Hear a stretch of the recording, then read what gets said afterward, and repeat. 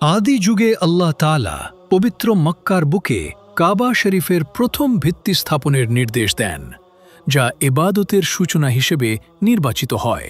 বর্ণনায় বলা হয়, হজরত আদম আলাইহিসসালাম প্রথম কাবা শরীফের ভিত্তি স্থাপন করেন এবং প্রজন্মের পর প্রজন্ম এটি ইবাদতের কেন্দ্র হয়ে ওঠে।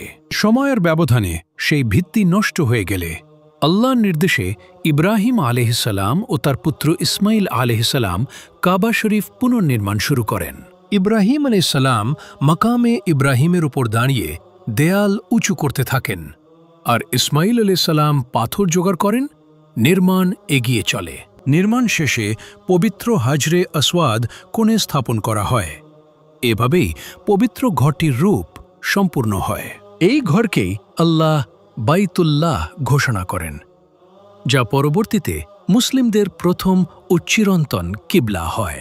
কুরাইশ যুগে কাবা সংস্কার হয় এবং নবী মুহাম্মদ সাল্লাল্লাহু আলাইহি সাল্লাম নিজ হাতে হাজরে আসওয়াদ স্থাপনে অংশ নেন। ইতিহাসের সেই দীর্ঘ ধারাবাহিকতার ফলেই আজকের কাবা শরীফ, যা দুনিয়ার সব মুসলমানের হৃদয়ের কেন্দ্র এবং সর্বোচ্চ পবিত্র স্থান।